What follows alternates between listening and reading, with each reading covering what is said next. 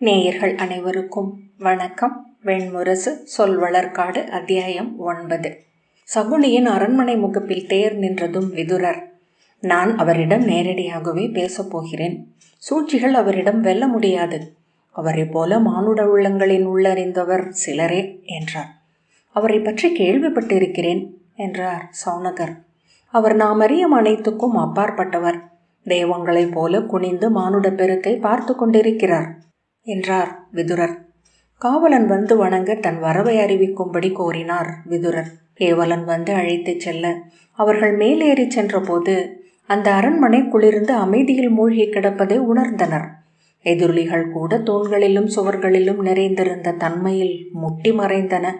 எங்கோ எவரோ பேசுவது மெல்லிய முணுமுணுப்பாக கேட்டது. சகுனியின் அறைக்குள் இருந்து வந்த ஏவலன் செல்லும்படி கை காட்டினான். அவர்கள் உள்ளே சென்றதும் வருக என்றார் சகுனி. கணிகர் மெல்ல முனகியபடி அசைந்து அமர்ந்து, வருக அமைச்சர்களே என்றார். அமர்ந்ததும் விதுரர் நேரடியாக, நான் உங்கள் இருவரிடமும் முறையிடுவதற்காக வந்தேன் என்றார். மெல்ல சிரித்து, ஆம், அங்கிருந்து இங்குதான் வருவீர்கள் என எண்ணினேன் என்றார் கணிகர். நாங்கள் செல்வதற்கு வேறு இடமில்லை என்றார் விதுரர். ஆம், பீஷ்ம பிதாமகரிடம் நீங்கள் சென்று சொல்வதற்கேதுமில்லை என்று கணிகர் சொன்னார். விதுரர், அவர் முதிர்ந்து விலகிவிட்டார். இம்முடிவை ஏன் எடுத்தார் என அவரால் சொல்ல முடியுமென நான் நினைக்கவும் இல்லை என்றார். இல்லை, இப்போதுதான் அவரால் தெளிவாக சொல்ல முடியுமென நினைக்கிறேன். ஏனென்றால் அம்முடிவை எடுத்தமை குறித்து எண்ணி எண்ணி சொல் சேர்த்து கொண்டிருப்பார். அவற்றை சொல்ல ஆள் தேடிக்கொண்டிருக்கவும் கூடும் என்றார் கணிகர். சகுனி புன்னகை புரிந்தார். விதுரர் பேச்சை மாற்றும் பொருட்டு சுற்றிலும் நோக்கி, நீங்கள் இருவரும் பகடைகளம் ஆடாதிருப்பதை இப்போதுதான் பார்க்கிறேன் என்றார். சகுனி, நான் நேற்றிரவே பகடைகளை நெருப்பில் வீசிவிட்டேன். இனி அவற்றுக்கு பணி ஏதுமில்லை என்றார். கணிகரும் சிரித்தபடி, ஆம், எனக்கும் எதிரியில்லாது ஆடுவதில் ஆர்வமில்லை என்றார். விதுரர் இயல்பு நிலையை அடைந்து, காந்தாரரே, தங்கள் தமக்கை என்ன உளநிலையில் இருக்கிறார் என்பதை அறிவீர்கள் என நினைக்கிறேன் என்றார். சகுனி வெண் பளிங்கு கூழாங்கல் போன்ற விழிகளை அவர் மேல் பதித்து அமர்ந்திருந்தார். இன்று கொற்றவைக்கு 7 எருமைகள் பலி கொடுக்கப்பட்டு பிழையீட்டு பூசனை செய்யப்பட்டுள்ளது என விதுரர் தொடர்ந்தார். யாருக்காக நீங்கள் வஞ்சினம் கொண்டு வந்தீர்களோ அவரே நீங்கள் அடைவன அனைத்தையும் இடக்காலால் ஏற்றி தள்ளிவிட்டு அங்கே அமர்ந்திருக்கிறார். ஆம் என்று சகுனி சொன்னார். விழிவன் கற்கள் மார்கழி பணியில் குளிர்ந்தவை போல் இருந்தன. ஆனால் எதையும் தொடங்கத்தான் நம்மால் முடியும். இன்று இது என் தமக்கைக்காக அல்ல, எனக்காக கூட அல்ல, எதற்காகவும் அல்ல. விதுரர் அந்த வெறித்த விழிகளில் இருந்து தப்ப தன் விழிகளை விலக்கி கொண்டு, தங்களுக்கு பாண்டவர்கள் மேல் என்ன வஞ்சம் என்றார். சகுனி மெல்லிய குரலில், உண்மையிலேயே வஞ்சமென ஏதுமில்லை விதுரரே. ஒருவேளை நீர் வியக்கலாம், என் மருகன் மீது அன்பும் இல்லை என்றார். தனக்குத்தானே தலையசைத்துவிட்டு, இப்போது எவரிடமும் அணுக்கமோ விளக்கமோ முற்றிலும் இல்லை. நான் வேறெங்கோ இருந்து இவற்றையெல்லாம் பார்த்து கொண்டிருக்கிறேன், இறந்து போனவர்கள் வாழ்க்கையை பார்ப்பது போல என்றார் சகுனி. உங்கள் உணர்வுகள் எனக்கு புரியவில்லை காந்தாரரே என்றார் விதுரர். நான் என் பெருங்கனவால் இவை அனைத்தையும் தொடங்கி வைத்தேன். அதற்கென்றே வாழ்ந்தேன். இன்று 60 ஆண்டு காலம் ஆகிறது. ஒரு முழு மானுட வாழ்நாள். திரும்பி பார்க்கையில் அனைத்தும் முழுமையாக பொருள் இழந்து விட்டிருக்கின்றன. சிரிப்பது போல சகுனியின் சிவந்த சிறிய உதடுகள் வளைந்தன. நேற்று திரும்பி வந்ததும் என் பகடைக்காய்களை தூக்கி வீசினேன். முதலில் ஆடலாம் என்றுதான் அவற்றை எடுத்தேன். களம் பரப்பி அமர்ந்த போது அக்களம் என் விழிகளுக்கு முற்றிலும் அறிமுகமற்றது போல் தோன்றியது. பகடைக்காய்களை கையில் எடுத்தபோது அவற்றை முதல் முறையாக எடுப்பது போல் உணர்ந்தேன். நினைவு அறிந்திருந்த ஒன்றை உடலும் உள்ளமும் அறிந்திருக்கவில்லை. அந்த துன்பம் தாழாமலான கணத்தில் ஏவலனை கூவி அழைத்து அவற்றை எடுத்து சென்று அனலில் இடச் சொன்னேன். அவன் அவற்றை எடுத்து செல்வதை காணும்போது என் உள்ளம் என்ன உணர்கிறது என்று பார்க்கலாம் என்று காத்திருந்தேன். ஒன்றுமில்லை. வேறேதோ நிகழ்வது போல, நான் அங்கில்லை என்பது போல. அவன் அவற்றை கொண்டு சென்ற பின், இதோ செல்கிறது என் 40 ஆண்டு கால தவம் என்று சொல்லிக் கொண்டேன். மீண்டும் ஒரு பகடையாடல் நிகழும் என்றால் என்ன செய்வேன் என வலிந்து கேட்டுக்கொண்டேன். உள்ளம் தொடப்படவே இல்லை. பகடையை நான் ஆடிய நினைவு கூட மீளவில்லை. பின்னர் எழுந்து சென்று அடுமனையை அடைந்து எங்கே எரிகிறது என் பகடை என்று கேட்டேன். அவர்கள் சுட்டிக்காட்டிய அடுமனை அடுப்பின் முன் நின்று அவை அனலில் பொசுங்குவதை நோக்கினேன். வெறுமை நிறைந்த உள்ளத்துடன் வெறித்து நின்றேன். அவை தந்தத்தாலான பகடைகள். எரிந்தணையும் போது மெல்லிய சிதை மனம் வந்தது. அவை வளைந்து பொசுங்கி உருகி வழிந்து நீலச் சுடராகி மறைந்தன. எரியும் எலும்பின் மனம் எஞ்சியிருந்த மூக்குடன் திரும்பி வந்தேன் என்று சகுனி தொடர்ந்தார். எங்காவது செல்ல வேண்டுமென தோன்றியது. ஆனால் உடல் முழுமையாக தளர்ந்திருந்தது. இவ்விருக்கையில் வந்து அமர்ந்தேன். வெளியே அந்தி மறைவதை நோக்கி கொண்டிருந்தேன். ஆம், முடிந்தது, அவ்வளவுதான் என்று சொல்லி கொண்டேன். பின்னர் அச்சொற்களை சூழ்ந்திருந்த அனைத்தும் என்னை நோக்கி சொல்லத் தொடங்கின. அச்சொற்கள் அளித்த விடுதலையை என்னால் சொல்லி விளக்க முடியாது. முன்னிரவிலேயே துயிலச் சென்று விட்டேன். இந்த பீடத்திலிருந்து எழுந்து படுக்கை வரை செல்வது கூட கடினமாக இருந்தது. என் உடல் எடை மிகுந்து கால்கள் குழைந்தன. கண்ணிமைகள் சரிந்து பாதி மூடியிருந்தன. படுக்கையில் விழுந்ததும் மிதக்கும் உணர்வை பெற்றேன். ஒரு சொல் இல்லாத அமைதி. சகுனியின் குரல் தணிந்து வந்தது. துயிலுக்குள் இருந்தே அவர் பேசிக்கொண்டிருப்பது போல. விதுரரே, நான் நினைவறிந்த நாள் முதல் அப்படி ஒரு அமைதியான முன்துயில் பொழுதே அறிந்ததில்லை. மெல்லிய ரீங்காரத்துடன் ஒவ்வொன்றும் உருகி இணைந்து கொண்டிருந்தன. ஆழ்ந்த உறக்கம். இன்று காலை நன்கு பொழுது விடிந்த பின் கணிகர் வந்து அழைத்த போதுதான் விழித்து கொண்டேன் என்றார் சகுனி. என் வாழ்க்கையின் ஒரு பகுதி முடிந்தது. அப்பகுதியின் உணர்வுகளும் இலக்குகளும் எதுவும் இங்கு ஒரு பொருட்டல்ல. இங்கிருக்கையில் எனக்கு ஒன்றே முதன்மையானது. நான் இருக்கிறேன். இதுவாக, இவ்வாறாக, இந்த பீடம் பீடமாக இருப்பது போல, அந்த மரம் மரமாக இருப்பது போல் நான் சகுனி. என் இயல்பு எதுவோ அதுவாக இங்கிருக்கவே வந்தேன். அதன் இயல்பும் இலக்கும் என்னால் புரிந்து கொள்ளக்கூடியவையே அல்ல. நான் முழுமையாக இருப்பது மட்டுமே என்னால் செய்யக்கூடுவது. ஆகவே நான் சகுனியாகவே இருப்பேன். எதன் பொருட்டும் துயர் கொள்ளப் போவதில்லை. இரக்கமோ அச்சமோ அற உணர்வோ என்னுள் எழப்போவதில்லை. ஏனென்றால் நான் சகுனி.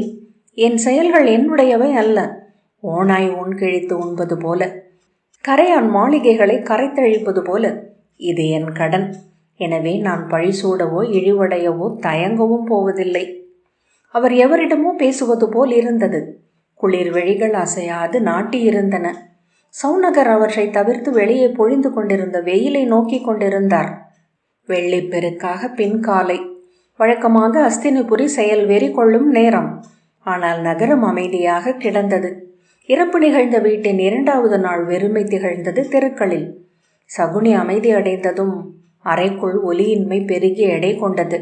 அசைந்து அதை கலைத்து, தங்கள் செயல்களுக்கு பொருள் இல்லை என்றால் இனி ஏன் இவற்றை செய்ய வேண்டும்? இந்த ஆடலில் இருந்து விலகிக் கொள்ளுங்கள். நீங்கள் விலகிக் கொண்டாலே அனைத்தும் முழுமை பெற்றுவிடும் என்றார் விதுரர். இல்லை, இந்த ஆடலே நான். ஆடாத போது நான் இல்லை என்று பொருள். உயிருடலுடன் எஞ்சுவது வரை முழு விரைவுடன் இவ்வாடலிலேயே இருப்பேன் என்று சொல்லி சகுனி மீண்டும் இதழ் வளைய புன்னகை செய்தார். என்ன செய்யவிருக்கிறீர்கள் என்றார் விதுரர் சினத்துடன். என் இலக்கு அவ்வாறேதான் இருக்கிறது. அதை நான் மாற்ற முடியாது. ஏனென்றால் என் உடலையும் உயிரையும் அந்த அச்சிலேயே வார்த்து இறுக்கி எடுத்திருக்கிறேன் என்று சகுனி சொன்னார். என் மருகன் பேரரசன் ஆக வேண்டும். பாரத வருஷத்தை ஆள வேண்டும். விதுரரின் உடலில் வந்த அந்த மெல்லிய அசைவை அச்சம் என சவுனகர் அறிந்தார். சகுனிய உணர்ச்சியும் தெரியாத குரலில் தொடர்ந்தார். அவன் எதிரிகள் முற்றழிய வேண்டும். கடம் கூட எஞ்சாது, எவராக இருப்பினும். விதுரர் தன்னிலை மறந்து உறக்க, அது நிகழப்போவதில்லை. கேட்டீரல்லவா பீமனின் வஞ்சினத்தை? மருகன் உடல் பிளந்து களம்படுவான். அவன் 100 உடன் பிறந்தாரும் குருதி கொட்டி மடிவார்கள். வெறும் அழிவு, அது மட்டுமே எஞ்சப் போகிறது. காந்தாரரே, சில சொற்கள் இதழ் மீறி வெளிவருகையிலேயே தெய்வங்களாகி நிலை கொள்ளத் தொடங்கி விடுகின்றன. அத்தகைய சொற்கள் அவை. அதை உணராத ஒரு மானுட உள்ளமேனும் அவையில் இருந்திருக்கும் என நான் எண்ணவில்லை. அது நிகழ்ந்தாலும் எனக்கு எந்த துயரும் இல்லை என்று சகுனி விழியின் ஒளி கூர்ந்து நிற்க மெல்லிய குரலில் சொன்னார். நான் என் பணியை செய்கிறேன். அதன் பயனை முடிவு செய்ய வேண்டியது பெருவெளியை ஆளும் வல்லமைகள். அவர் இதழ்கள் மீண்டும் இளநகையில் வளைந்தன. கேட்டிருப்பீர்கள், வேதாந்திகளின் சொற்றொடர் அது. நான் என் செயலை பற்றின்றி ஆற்றுபவன், எனவே யோகி. விதுரர் பெருமூச்சுடன் மெல்ல தளர்ந்தார். கணிகர் இருமும் ஒலி அக்கூடத்தை நிறைத்தபடி ஒலித்தது. கால்களை நீட்டி உடலை இயல்பாக்கிக் கொண்டு சவுனகரை நோக்கினார். இவரை முன்னரே அறிமுகம் செய்திருப்பீர்கள் கணிகரே, இந்திரபிரஸ்தத்தின் அமைச்சர் என்றார். கணிகர், நாம் ஓரிரு சொற்கள் பேசவும் வாய்ப்பு கிடைத்தது என்றார். சவுனகர் ஆம் என்றார். காந்தாரரின் ஆசிரியரை சந்திக்கும் பேறு பெற்றேன். கணிகரே, இனி நீங்கள் முடிவு செய்ய வேண்டும் என்றார் விதுரர். போர் ஒன்று நிகழ வேண்டும் என நீங்கள் விழைந்தால் அதுவே நிகழட்டும். ஆனால் நீங்கள் அறிந்த ஒன்று உண்டு. எங்கள் தரப்பில் இளைய யாதவர் களமிறங்கினால் பீஷ்மரே ஆயினும் நீங்கள் வெல்ல இயலாது. கணிகர் சிரித்து உடல் குலுங்கினார். அவர் களமிறங்க வேண்டுமென்றால் நேற்றே இங்கு வந்திருக்க வேண்டும். நேற்று அவை கூடுவதற்கு முன்னரே என்றார். கண்கள் இடுங்க விதுரரை நோக்கி களமிறங்கவும் செய்தார். நுண்ணிய கண்களால் நான் அவரை கண்டேன் என்றார். சவுனகரின் உள்ளம் சிலிர்ப்பு கொண்டது. ஆனால் இப்போரில் அவர் இல்லை. அவரை நம்பி நீங்கள் படை திரட்ட வேண்டியதில்லை என்றார். அதை முன்னரே உணர்ந்திருந்தவர் போல விதுரர் பெரும் மூச்சுடன் பேசாமல் இருந்தார். நீங்கள் இங்கு வருவதற்கு முன்னரே பேரரசரின் தூதனாக யுயுத்சு என்னிடம் வந்திருந்தார் என்றார் கணிகர். விதுரர் திகைப்புடன் நிமிர்ந்து நோக்கினார். பாண்டவர்கள் அடிமையாவதை எவ்வகையிலும் ஏற்க முடியாது என்று பேரரசர் என்னிடம் சொன்னார். அதை மட்டும் தவிர்த்து எதை செய்வதாக இருந்தாலும் தனக்கு ஒப்புதலே என்றார். இல்லை, என்னிடம் பேரரசர் சொன்னது அதுவல்ல என்றார் விதுரர். அவர்கள் நாடாளலாகாது என்பதே அஸ்தினபுரியின் அரசரின் திட்டம் என்று நான் சொன்னேன். அவர்களை அடிமை கொள்ளும் அத்தருணம் மட்டுமே தேவை. அது நிகழ்ந்துவிட்டது. வெற்றி முழுமையாகிவிட்டது. இனி அவர்களை விடுதலை செய்வதுதான் நல்லது என்பதே என் எண்ணம் என்றார் கணிகர். ஏனென்றால் அவர்கள் அரச குலத்து அடிமைகள். இனி அவர்களை தொழும்பர் மன்றில் பேணுவதென்பது இடர்களையே உருவாக்கும். அவர்களை தொழும்பர்களின் உடையில் தொடர்ந்து மக்கள் பார்ப்பது மக்கள் உள்ளங்களை அவர்கள் பால் திரும்பச் செய்யும். விதுரரின் முகம் வெறுப்புடன் சுருங்கி இருந்தது. கைகளால் பீடத்தின் பிடியை இறுக பற்றி கொண்டு மறுகணம் எழப்போகிறவர் போல் இருந்தார் கணிகர். ஆனால் படைக்கள பயிற்சி கொண்ட அடிமைகளை விடுதலை செய்யும் போது சில நெறிகள் கடைபிடிக்கப்படுவதுண்டு. அவர்கள் காடுகளுக்குள் சென்று அங்கே தங்கள் வாழ்க்கையை அமைத்து கொள்ள வேண்டும். மக்கள் வாழும் பகுதிகள் எங்கும் தென்படக்கூடாது. 4 வருடத்திற்குரிய தொழில்களில் எதையும் அவர்கள் செய்யலாகாது என்றார். ஏனென்றால் எங்கு எதை செய்தாலும் அவர்களின் படைக்கலம் அவர்களை சத்திரியர்களாகவே ஆக்கும். விதுரர் மெல்ல கைப்பிடியை விட்டு தோள் தளர்ந்தார். அனைத்தையும் அவர் புரிந்து கொண்டதாக தோன்றியது. சவுனகர் அவர்கள் இருவரையும் மாறி மாறி பார்த்து கொண்டிருந்தார். கணிகர் சவுனகரிடம், என்ன செய்யலாம் அமைச்சரே? அரசர் அவர்களை விடுதலை செய்வார். அதற்கு நான் அவரிடம் கருத்துரை அளிக்கிறேன். விடுதலை செய்யப்பட்ட அடிமைகளுக்குரிய வாழ்க்கையை அவர்கள் வாழ வேண்டும், அவ்வளவுதான் என்றார். சவுனகர் விதுரரை நோக்க அவர், எத்தனை காலம் என்றார். கணிகர், எத்தனை காலம் என்றால் அடிமைகள் வாழ்நாள் முழுக்க அவ்வண்ணமே வாழ வேண்டும் என்பதே நெறி என்றார். விதுரர் சினத்துடன் ஏதோ சொல்ல கையெடுக்க, பொறுங்கள், வாழ்நாள் முழுக்க பாண்டவர் கான் புக வேண்டும் என்று நான் சொல்ல வரவில்லை. லகிமாதேவியின் ஸ்மிருதியின்படி ஒரு முறை வியாழன் சுற்றி வருகையில் மானுடரின் ஒரு வாழ்நாள் நிகழ்ந்து விடுகிறது. ஆகவே 12 ஆண்டு காலம் என்பது ஒரு வகை வாழ்நாளே என்றார் கணிகர். 10 வியாழ வட்ட காலம் வாழ்பவரே புவி நிறைவை அடைகிறார் என்கிறது ஸ்மிருதி. ஒரு வியாழ வட்டம் அவர்கள் காட்டில் வாழ்ந்தால் போதும் என்று கணிகர் மீண்டும் சொன்னார். அதன்பின் என்று விதுரர் கேட்டார். அவர்கள் மறுபிறப்பெடுக்கிறார்கள். அதன்பின் ஓராண்டு காலம் அவர்களுக்கு 2வது குழந்தை பருவம். ஓராண்டு முடிந்து மீண்டும் காயத்ரி பெற்று உபநயனம் செய்து கொண்டு அவர்கள் சத்திரியர்களாக ஆகலாம். அதன்பின் அவர்கள் தங்கள் நாட்டை அரசரிடம் வந்து கோரலாம். அவர் மறுப்பார் என்றால் படை கொண்டு வந்து பொருதலாம். வென்றால் நாடாளலாம். அவரது புன்னகை விரிந்தது. விரும்பினால் மீண்டும் சூதாடவும் அமரலாம். அந்த ஓராண்டு காலம் என்று சவுனகர் சொல்லத் தொடங்க, ஆம், வேட்டை கழுகுகள் குழவிகளையே கவ்விச் செல்லும். அன்னை உயிர்கள் அவற்றை பொந்துகளுக்குள் ஒளித்து வைக்கும். என்றபடி மெல்ல உடல் குலுங்க நகைத்தார் கணிகர். குழவியர் ஒளிந்து வாழ்வதே முறை. குழிகளுக்குள், வளைகளுக்குள், புதர்களுக்குள். அப்பருவத்தில் அவர்களை தேடி வேட்டையாடி அழிக்க அரச படைகளுக்கு உரிமை உண்டு. அவர்கள் மறைந்து வாழ்ந்து ஓராண்டை கடந்து உபவீதம் அணிந்து எழுந்து வரட்டும். அது அனைத்து உயிர்களுக்கும் உரிய இயற்கையின் நெறி அல்லவா? விதுரர் எழுந்தார். அது நடவாது என்றார். நான் யூத்சுவிடம் சொல்லி அனுப்பிவிட்டேன். பெரிதொரு வழியும் என் முன் இல்லை என்றேன். என் சொற்களின் பொருளை பேரரசர் அறிவார் என்றார் கணிகர். இல்லை, இது நடவாது. அவர்கள் நாடாழ்வார்கள். ஐயமே தேவையில்லை. அதன் பொருட்டு இங்கே குருதி பெருகினாலும் சரி என்று விதுரர் எழுந்து கொண்டார்.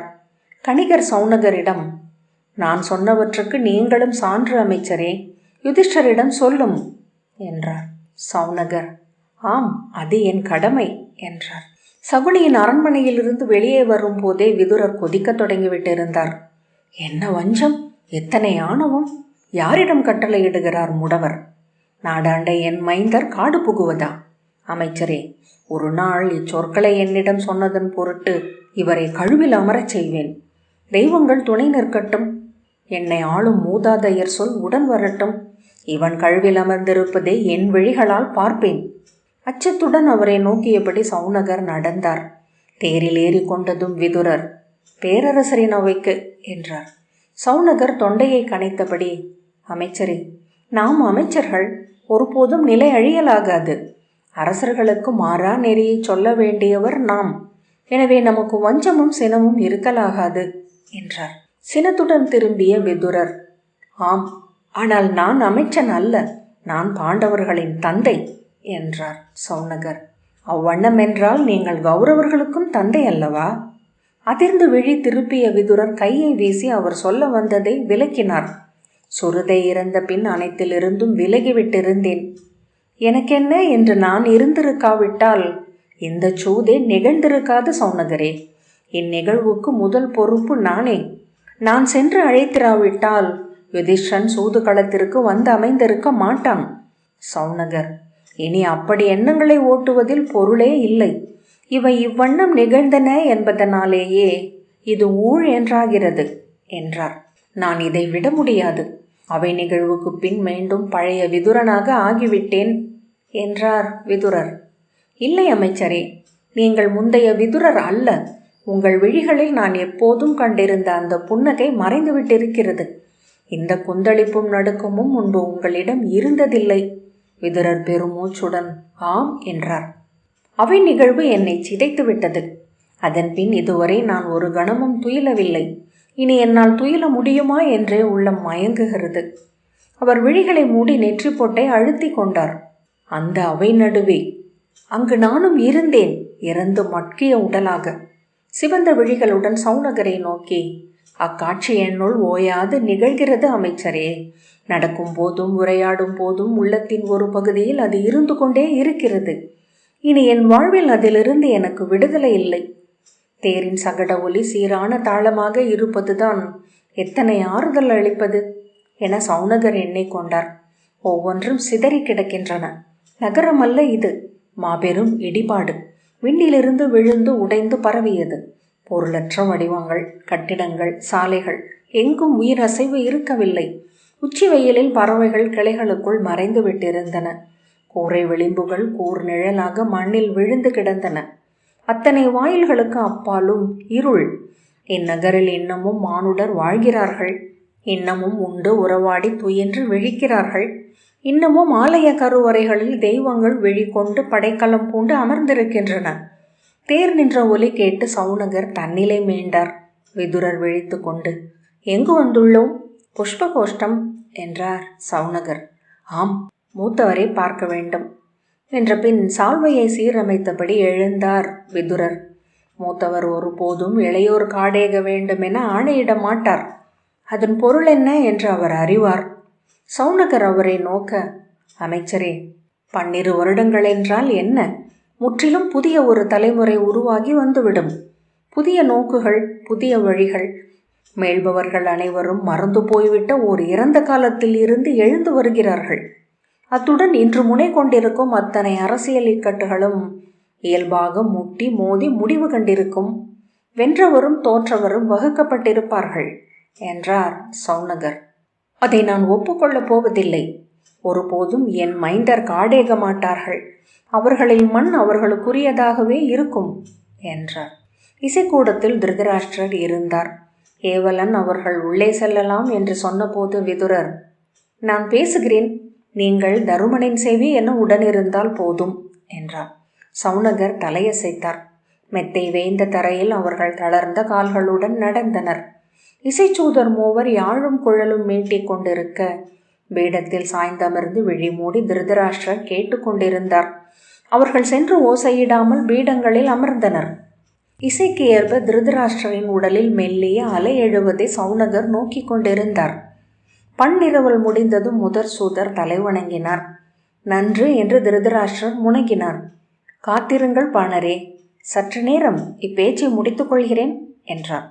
அவர்கள் இசைக்கலங்களை அங்கேயே விட்டுவிட்டு ஆடையோசையுடன் எழுந்து விலகினர். அவர்கள் வெளியே சென்று கதவு மூடும் ஒலி கேட்டதுமே விதுரர் உரத்த குரலில், மூத்தவரே, நான் கணிகரை பார்க்க சென்றிருந்தேன். இங்கிருந்து யுயுத்சு ஒரு செய்தியுடன் சென்றதாக சொன்னார். அவரை கையசைத்து மறித்த திருதராஷ்டிரர், ஆம், நானே அனுப்பினேன். ஒரு வெளியேறும் வழியை கண்டடையும்படி சொன்னேன் என்றார்.